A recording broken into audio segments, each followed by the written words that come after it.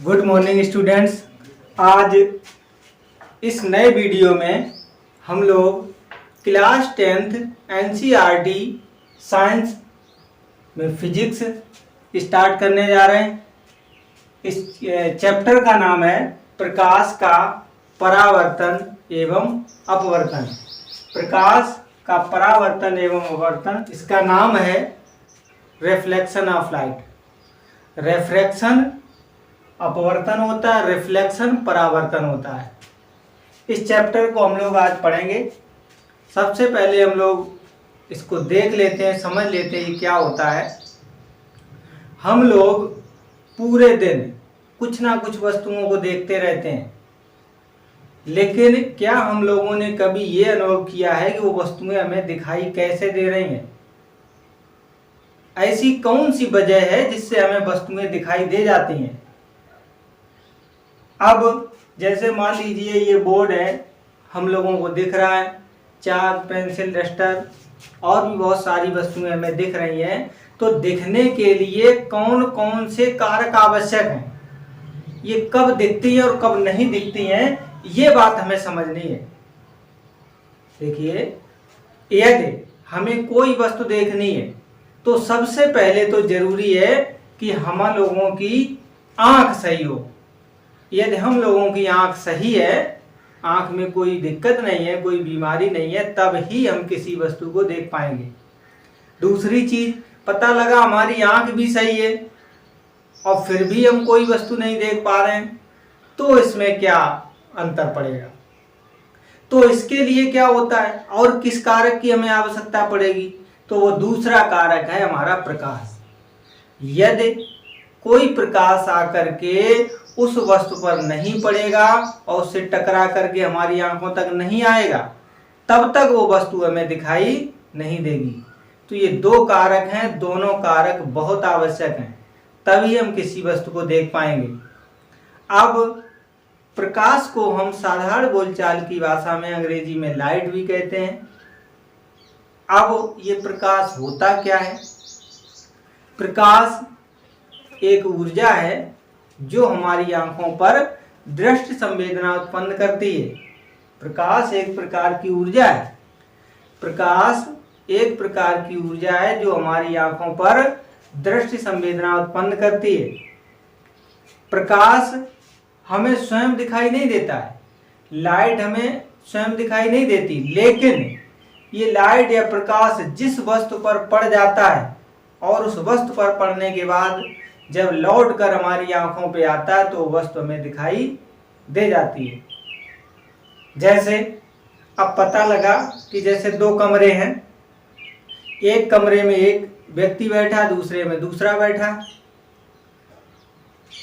तो एक पहले तो दोनों कमरों में अंधेरा कर दिया जाए तो ना तो इधर वाला फर्स्ट कमरे वाला दूसरे को देख पाएगा, ना दूसरे वाला पहले को देख पाएगा। और यदि एक कमरे में फर्स्ट वाले में रोशनी कर दी जाए, लाइट जला दी जाए, तो जो दूसरा वाला है वो तो देख लेगा फर्स्ट वाले को, लेकिन फर्स्ट वाला सेकंड को नहीं देख पाएगा। अब यदि दोनों कमरों में रोशनी कर दी जाए, दोनों में लाइट जला दी जाए, तब ये वाला इसको भी देख लेगा, ये वाला फर्स्ट वाला सेकंड वाले को भी देख लेगा। तो इसलिए लाइट या प्रकाश का होना बहुत जरूरी है। अब हम इसी चैप्टर में, इस 10th वाले चैप्टर में टोटल घटनाएं प्रकाश से ही संबंधित पढ़ेंगे। क्या क्या पढ़ेंगे? क्योंकि जो इंद्रधनुष बनता है वो भी घटना प्रकाश की है। तारों का टिमटिमाना, उत्तल दर्पण, अवतल दर्पण, समतल दर्पण, इनके कहां कहां प्रयोग हैं, ये सब बातें हम लोग आज इसी चैप्टर में सीखेंगे। खतरे के सिग्नल लाल क्यों बनाए जाते हैं? आकाश का रंग नीला क्यों दिखाई देता है? ये सब बातें हम लोग इस चैप्टर में ही देखेंगे। और इसमें देखेंगे कि यदि किसी जल से भरी बाल्टी में यदि हम कोई एक सिक्का डाल दें तो वो सिक्का हमें सामान्यतः कुछ ऊपर उठा हुआ दिखाई देता है, और यदि किसी बीकर में हम एक पेंसिल को डाल दें तो पेंसिल या उसमें पेंसिल ऐसे खड़ी कर दें तो वो पेंसिल हमें तिरछी क्यों दिखाई देती है, इन सब का रीजन हम इसी चैप्टर में देखेंगे। इसी चैप्टर में हम लोग इन सब को जानने का प्रयास करेंगे, क्योंकि हम लोग साइंस के स्टूडेंट हैं और साइंस के स्टूडेंट की हमेशा ही इस बात की जिज्ञासा रहती है कि हम प्रकृति में जो जो घटनाएं हो रही हैं उन सबको जानने का प्रयत्न करता है कि सूरज सुबह कहाँ से निकलता है, कैसे निकलता है, शाम को किधर छिप जाता है, इसमें कौन सी घटना चल रही है, चंद्रमा कैसे कभी बिल्कुल गायब हो जाता है, कभी पूरा दिखता है, कभी आधा दिखता है, कभी और कम दिखता है, घटता रहता है, बढ़ता रहता है, चंद्रकलाएं कैसे होती रहती हैं, और पृथ्वी सूरज के चारों ओर कैसे घूमती रहती है।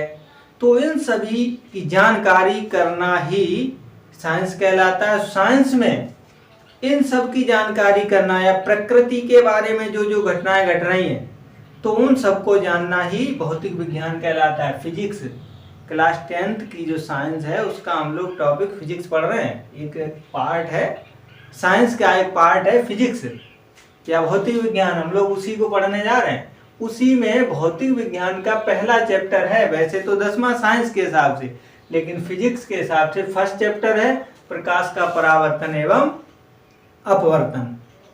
तो इस चैप्टर में हम लोग बहुत सी घटनाएं सीखेंगे प्रकाश की। वैसे तो बहुत बड़ा चैप्टर है, बहुत बड़ी एक बुक है, इसका कुछ हम लोगों ने थोड़े छोटे पार्ट जैसे प्रकाश का परावर्तन एवं अपवर्तन कक्षा 6, 7, 8 में भी थोड़े थोड़े सीखते हुए आए हैं। अब कक्षा 10 में इसका है, 2 चैप्टर हैं प्रकाश के। उसके बाद क्लास जैसे ही आप लोग 12th में पहुंचेंगे तो 12th में इसका और भी ज़्यादा विस्तार है। प्रकाश का परावर्तन अपवर्तन के बाद प्रकाश की और भी घटनाएं उसमें बताई गई हैं। व्यतिकरण है, प्रकाश का विवर्तन है, प्रकाश का ध्रुवण है। तो इस तरीके से बहुत सी घटनाएं हैं। और आप आगे कॉलेज वाली पढ़ाई में जाएंगे, बीएससी में जाएंगे तो और आगे है। तो इस तरीके से आगे चलता रहता है, लेकिन हम लोग आज यहाँ पे सीख रहे हैं। तो प्रकाश का परावर्तन, रिफ्लेक्शन ऑफ लाइट, सबसे पहले तो हम लोग यही सीख लेते हैं कि रिफ्लेक्शन ऑफ लाइट होता क्या है। यदि कोई प्रकाश एक माध्यम से आता है और टकरा करके, यदि कोई प्रकाश या प्रकाश किरण एक माध्यम से आती है, किसी चिकने या पॉलिशदार पृष्ठ पर पड़ने के बाद या टकराने के बाद या परावर्तित होने के बाद पुनः उसी माध्यम में वापस लौट आती है, तो ये घटना प्रकाश का परावर्तन या रिफ्लेक्शन ऑफ लाइट कहलाती है। यहाँ हम चित्र में देख रहे हैं, ये कोई एक सोर्स है, लाइट ऑफ सोर्स, ये प्रकाश स्रोत है। यहाँ से कोई एक रे या किरण एक चल रही है, ये किरण चली आ रही है और यहाँ पर टकरा रही। यहाँ पे जो किरण या तीर हमने जो बनाया है रे का, ये आने का प्रतीक है। किरण जिधर चल रही होगी उधर एरो होगा।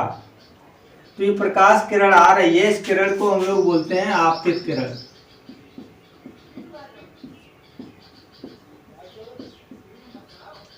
और ये आपतित किरण जिस बिंदु पर पड़ती है उस बिंदु का नाम होता है आपतन बिंदु।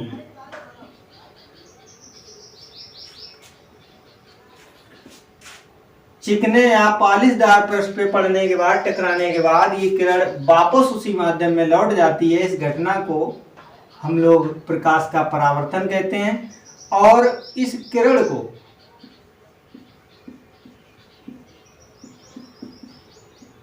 परावर्तित किरण कहते हैं। इस कोण को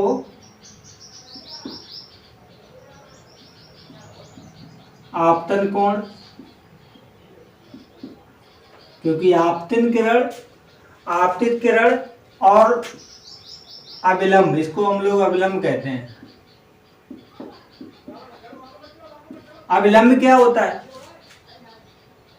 किसी चिकने या पालिशदार पृष्ठ के लंबवत या 90 डिग्री पर, इस तरीके से 90 डिग्री पर खींची हुई लाइन या रेखा अविलंब कहलाती है।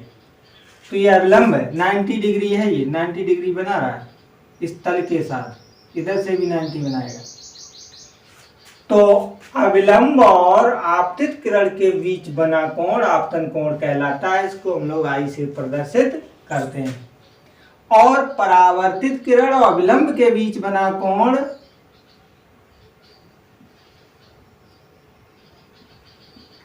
परावर्तन कोण कहलाता है।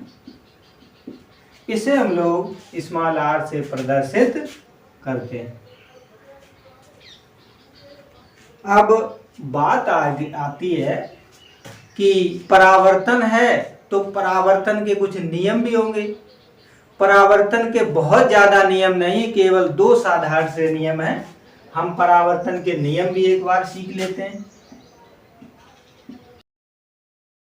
देखिए, सबसे पहले हमने परावर्तन की घटना सीख ली। एक बार जल्दी से घटना को फिर से समझते हैं कि यदि कोई आपतित किरण या यदि कोई प्रकाश किरण किसी चिकने या पालिशदार पृष्ठ पर पड़ती है तो उस पर परावर्तित होने के बाद या टकराने के बाद पुनः उसी माध्यम में वापस लौट आने की घटना को परावर्तन कहते हैं। उसके बाद अभी अभी हमने सीखा था कि आपतित किरण और अविलंब के बीच बने कोण को आपतन कोण कहते हैं और अविलंब और परावर्तित किरण के बीच बने कोण को परावर्तन कोण कहते हैं। अब इसी हिसाब से इसके नियम समझ लीजिए। पहला नियम है, देखिए आप लोग यदि इसे इन नियमों को लिखना चाहें तो आप लोग लिख भी सकते हैं। हम यहाँ पे बोले दे रहे हैं, आप लोग वहाँ अपनी कॉपी पेन उठाइए, इसको नोट करते जाइए। लिखाएंगे तो टाइम और ज़्यादा वेस्ट होगा। आप लोग वीडियो को पॉज करके देखते रहें, उसको नोट करते रहें। परावर्तन के नियम, फर्स्ट है आपतित किरण, आप लोग नोट भी करते जाएं। आपतित किरण, परावर्तित किरण, आपतित किरण और परावर्तित किरण तथा आपतन बिंदु पर अविलंब तीनों या सभी एक ही तल में होते हैं। देखिए बोर्ड एक तल है, ये सब एक ही तल में हैं। यदि कोई किरण यहाँ से आपतित हो रही है और टकराने के बाद इसी तल में वापस लौट जाती है।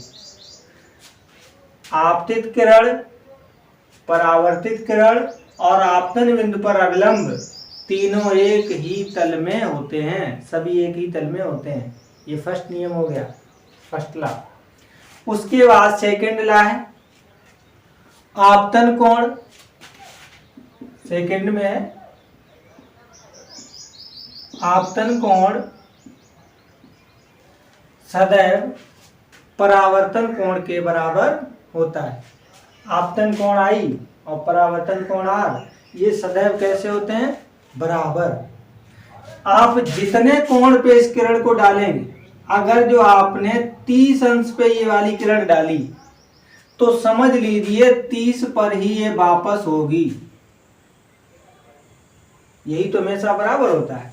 यदि आपने ये वाली किरण 60 अंश पे डाल दी, यदि आपका आपतन कोण 60 अंश है तो फिर ये वाली किरण 60 पे ही वापस लौटेगी, तभी तो नियम बना। ये वैज्ञानिकों ने कई दिन प्रैक्टिकल किया और बताया कि जितना आपतन कोण होता है उतना ही परावर्तन कोण होता है। यदि आप लोग सीधे सीधे अविलंब पे ही प्रकाश डालेंगे, चलिए बताइए कमेंट सेक्शन में इसका आंसर दीजिए कि यदि कोई आपतित किरण अविलंब पे आ रही है, यदि कोई आपतित किरण अविलंब पे आ रही है तो आपतन कोण और परावर्तन कोण दोनों क्या होंगे? जल्दी से बताइए।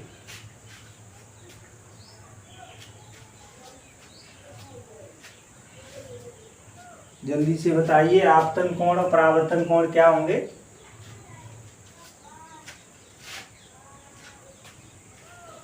चलिए देख लीजिए, बता देते हैं। देखिए अविलंब तो है ही ये, और अविलंब पे ही आपतित किरण हो रही है। तो जब किसी लाइन पर या रेखा पर एक और दूसरी रेखा हम ऐसे खींच दें, एक रेखा के ऊपर दूसरी रेखा, तो उन दोनों रेखाओं के बीच बनने वाला कोण जीरो होता है। क्या होता है? जीरो। जब जीरो होता है तो हमारा आपतन कोण उस समय जीरो होगा और परावर्तन कोण भी जीरो होगा, दोनों जीरो होंगे। इसीलिए अविलंब पे जो किरण आती है वो उसी पे ही वापस लौट जाती है। जीरो अंश पे आ रही तो जीरो पे ही वापस जाएगी। तो इस तरीके से ये परावर्तन के नियम हुए। और परावर्तन ये तो प्रकाश का हुआ, और भी हमारे दैनिक जीवन में कुछ घटनाओं में परावर्तन होता रहता है। जैसे कि कुछ बच्चे जब बॉल या गेंद वाला खेल खेलते हैं, किसी दीवार से गेंद मारते हैं, तो गेंद को आप बिल्कुल सीधा दीवार में मारेंगे, बिल्कुल सीधे स्ट्रेट लाइन पे सीधे सीधे मारेंगे, तो गेंद वापस टकरा करके वापस हाथों में ही आएगी। क्यों? क्योंकि आप जीरो एंगल पे बना रहे हैं। मान लीजिए ये आपकी दीवार है, या चलिए जमीन पे ही आप बॉल को मार रहे हैं। आपने क्या किया कि बिल्कुल 90 डिग्री पे यहाँ से बॉल आप फेंक रहे हैं, सीधे आपने यहाँ पे मारी, तो बॉल यहाँ से परावर्तित होने के बाद, टकराने के बाद, क्योंकि परावर्तित होने का अर्थ ही होता है कि टकरा करके उसी रास्ते पे वापस लौटना या उसी माध्यम में वापस लौटना। तो यहाँ से आपने बॉल मारी 90 डिग्री पर, तो वो यहाँ टकराने के बाद ठीक इसी माध्यम में या इसी रास्ते पर वापस आएगी। यदि यही वाली बॉल तुम्हें यहाँ पे मारनी है आपतन बिंदु पर, लेकिन तुमने वही वाली बॉल तुमने यहाँ से मारी, आपने अब की बार उसकी जगह चेंज कर दी, आपने 30 अंश से बॉल मारी और यहाँ पे टकराई। टकराने के बाद ये 30 अंश पे जब आप इसको गिरा रहे बॉल को, तो यहाँ टकराने के बाद वो 30 अंश पे ही वापस जाएगी। तो ये घटना तो आपकी साधारण सी घटना, इसको तो आप देख सकते हैं, करके भी देखा होगा, देख भी सकते हैं। लेकिन ये जो प्रकाश वाली घटना वो आज आपने समझी है, प्रकाश का परावर्तन देखा है। अब परावर्तन कहाँ कहाँ हम लोग यूज करते हैं, कौन कौन से लेंसों में यूज होता है, दर्पणों में होता है, ये और हम लोग सीखेंगे। तो प्रकाश हमेशा दर्पणों में ही होता है, लेंसों में नहीं। लेंसों में तो आपका फिर ये अपवर्तन हो जाएगा। इस घटना के बारे में हम लोग अध्ययन नेक्स्ट वीडियो में करेंगे। अभी हम लोग परावर्तन पढ़ रहे हैं, तो परावर्तन को ही ठीक से समझ लेते हैं। अपवर्तन नेक्स्ट वीडियो में हम लोग देखेंगे। अब हम लोग पहले सीख लेते हैं दर्पण क्या होते हैं।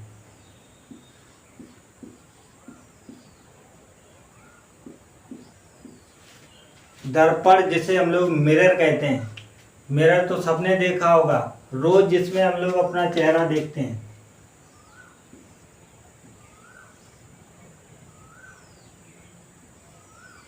इस तरीके का दर्पण देखा होगा घर में आपने, जिसमें आप लोग चेहरा देखते हैं। वो कौन सा दर्पण होता है? इसका आंसर हुआ समतल दर्पण। तो समतल दर्पण में हम सभी लोग रोज अपना चेहरा देखते हैं। तो समतल दर्पण ये कैसे बना, इसके पीछे की क्या कहानी है? देखिए, इसको समतल दर्पण को बनाने के लिए सबसे पहले कांच का एक गुटका लिया गया, या कांच की एक प्लेट ली गई, जो कि पारदर्शी है।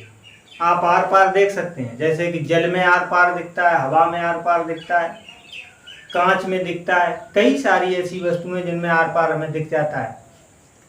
अभी हम लोग वस्तुओं के भी बारे में जानकारी करेंगे कि प्रकाश के अनुसार या प्रकाश की घटना को समझने के लिए किन किन तरीके की वस्तुएं होती हैं, किन किन कैसे कैसे बांटा गया है, इनको कैसे वर्गीकृत किया गया है प्रकाश के आधार पर। तो प्रकाश के आधार पर वस्तुओं को किस प्रकार बांटा गया है, ये चीज अभी हम लोग थोड़ी देर बाद समझेंगे। पहले हम लोग समतल दर्पण देख लें।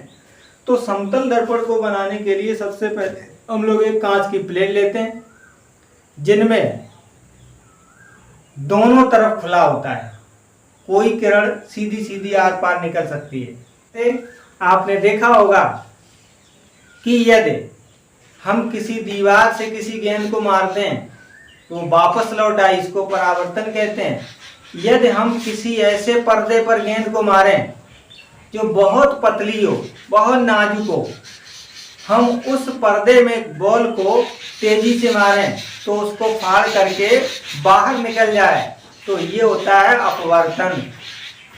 यदि कोई वस्तु एक माध्यम को पार करके दूसरे माध्यम को पार करके आगे निकल जाए तो उसे हम लोग अपवर्तन कहते हैं, और टकरा के वापस उसी माध्यम में आ जाए जिससे गई थी उसी में वापस आ गई तो जान लो क्या होता है, परावर्तन। तो समतल दर्पण को बनाने के लिए क्या किया गया, सबसे पहले कांच की प्लेट को इस तरीके से काटा गया और उसके ऊपर एक तरफ खुला रहने दो, बिल्कुल जैसा था बस ज्यों का त्यों। दूसरे तरफ इसमें किसी विशेष विधि से सिल्वर का कलर कर दिया गया या चांदी बोल सकते हैं, एक तरफ चांदी का कलर कर दिया गया। फिर ये चांदी का कलर किसी में रगड़ के खुरच ना जाए, खराब ना हो जाए, तो इसलिए इसके ऊपर एक ब्लैक या रेड कलर या ब्लू कलर, किसी भी कलर की एक पेंट और कर देते हैं उसी चांदी के ऊपर। एक तरफ बिल्कुल सिंपल है, दूसरे तरफ एक चांदी की परत चढ़ा दी गई बहुत पतली सी, और उसके ऊपर एक ये किसी भी कलर की आप पेंट कर सकते हैं। तो ये पेंट करके ये आपका दर्पण बना लिया जाता है, और इसी को ये ज्यादा दिन तक सुरक्षित रहे, टूटे फूटे ना गिरने से, तो इसी को हम लोग एक फ्रेम में और लगा देते हैं। इसी दर्पण को एक लकड़ी के फ्रेम या प्लास्टिक के फ्रेम या जो भी आपकी सुविधा हो, जिस हिसाब से आप इसे लगाना चाहें उस हिसाब से इसको लगा सकते हैं। तो इस तरीके से हमारा समतल दर्पण बनता है। तो इस समतल दर्पण में हम लोग अपना चेहरा देखते हैं। तो समतल दर्पण क्या करता है, उसी तरीके से एक तरफ कलर्ड है,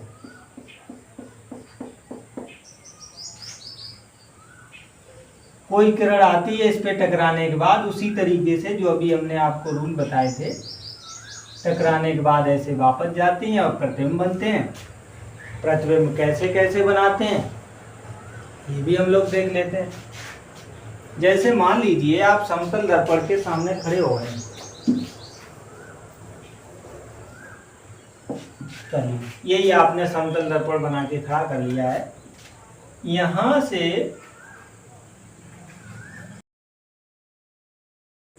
यहाँ पे आप खड़े हो चुके हैं। अब यहाँ से किरणें चलती रहेंगी, यहाँ पे टकरा करके जितने एंगल पे जाएं उतने एंगल पे वापस होंगी।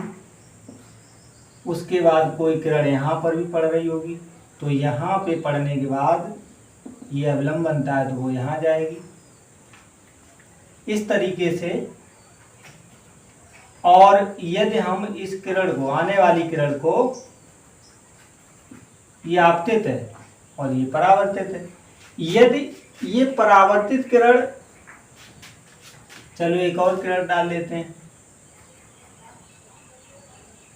चलो एक तो किरण यही वाली गई थी, एक किरण बिल्कुल सीधी जा रही है, यहाँ टकराने के बाद इसी वापस आ गई, और दूसरी वाली है, चलो हम चेहरे से ही समझ लेते हैं, वैसे तो पूरे तुम्हारी बॉडी से ही किरणें चलेंगी, हम केवल चेहरे की बात अभी कर लेते हैं, वैसे हाथ से भी चलेंगी, पैरों से चलेंगी, हर जगह से किरणें चलेंगी।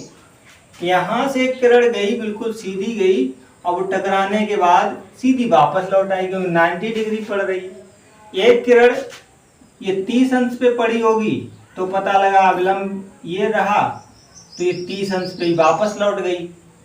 तो ये किरणें ऐसे तो इधर मिलेगी नहीं वास्तव में तो ये वाली गई थी, टकराने के बाद वापस लौट गई, ऐसे चली जा रही है। दूसरी वाली इस तरीके से अविलंब के साथ 30 अंश पे पड़ रही है, तो 30 अंश पे वापस हो गई। यही तो अभी परावर्तन हमने अभी नियम पढ़ा था, जितने अंश पे जाती है उतने ही पे परावर्तित हो जाती है। आतन कोण सदैव परावर्तन कोण के बराबर होता है।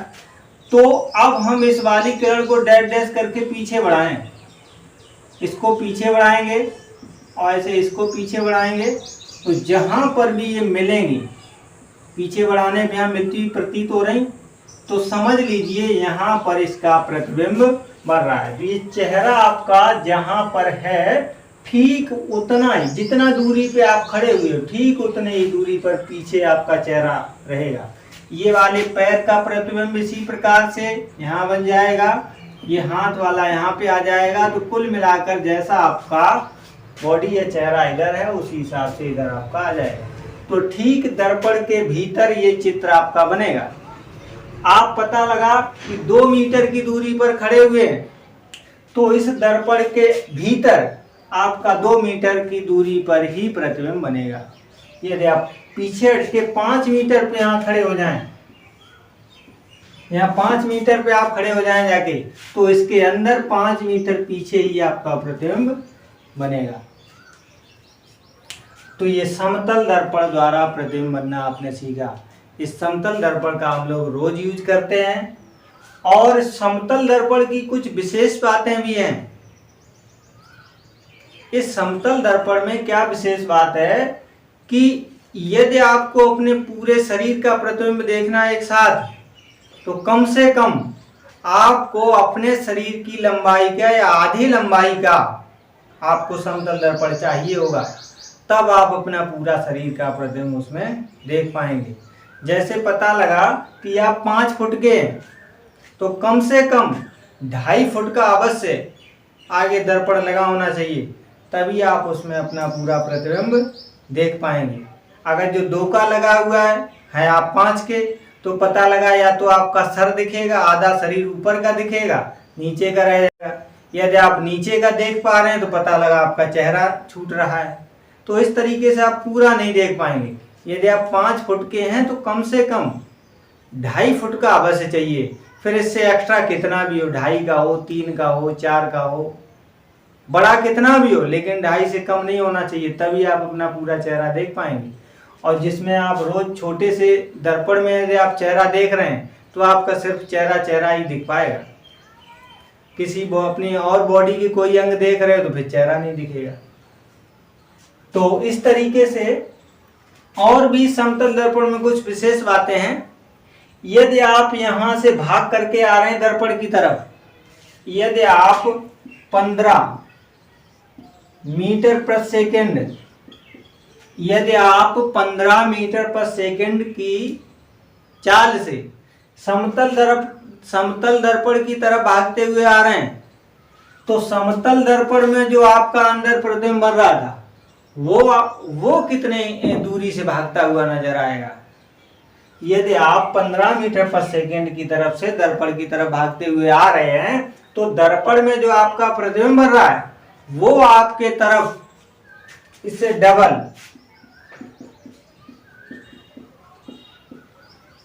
30 मीटर प्रति सेकंड से आपका प्रतिबिंब भागता हुआ नजर आएगा, डबल। यदि आप 20 से जा रहे हैं तो 20 का डबल कितना होता है, 40। तो इसमें जो बनने वाला प्रतिबिंब होगा वो 40 की स्पीड से भागता हुआ नजर आएगा।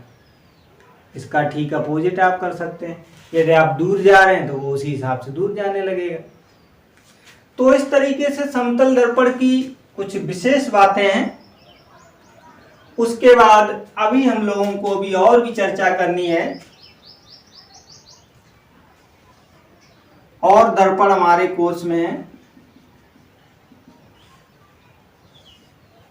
जो कि अति महत्वपूर्ण है। एक आपका अवतल दर्पण होता है,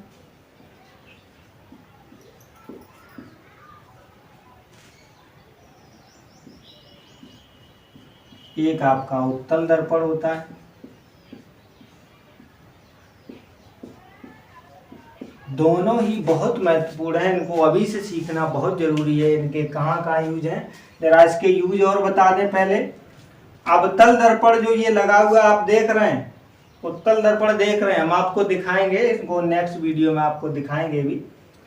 तो अवतल दर्पण जहां पर स्ट्रीट लाइटें या गलियों वाली जो लाइटें लगी होती हैं वहाँ पर इनका प्रयोग होता है, सर्च लाइट में होता है, और नाई की दुकान पर जब हम शेविंग बनवाने जाते हैं तो आगे जो बहुत बड़ा सा शीशा लगा होता है वो थोड़ा सा झुका हुआ होता है, मुड़ा हुआ होता है, अवतल दर्पण होता है, जिससे ये छोटे छोटे जो बाल हैं शेव वाले, दाढ़ी वाले, वो बड़े बड़े बाल दिखाई दे सकें, जिससे कि नाई को शेव बनाने में दिक्कत ना आए।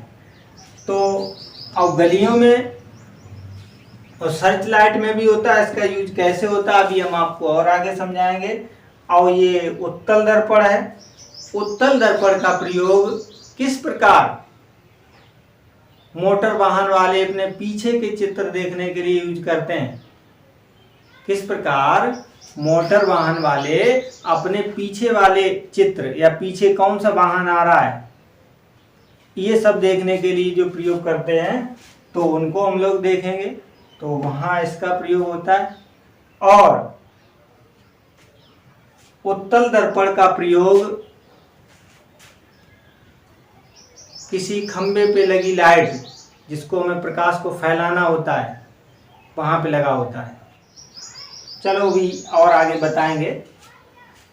तो ये दर्पण अभी हमने आपको बनाना सिखाया था, समतल दर्पण कैसे बनता है, क्या क्या उसके यूजेज हैं और किस तरीके से ये काम करता है, कैसे इसके प्रतिबिंब बनते हैं। उसी प्रकार हम आपको बताएंगे अवतल दर्पण कैसे बनता है और इसके प्रतिबिंब कैसे बनते हैं, इसके क्या क्या उपयोग हैं। अवतल दर्पण के बताएंगे, उत्तल दर्पण के बताएंगे, और इनके सूत्र, दर्पण के सूत्र क्या हैं, और दर्पण के सूत्रों के आधार पर हमें कुछ आंकिक प्रश्नों के हल करने होते हैं।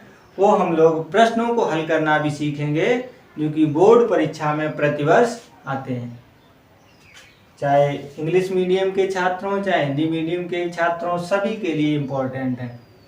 तो इसको हम लोग कॉन्वेक्स मिरर कहते हैं, इसको कॉनकेव मिरर कहते हैं।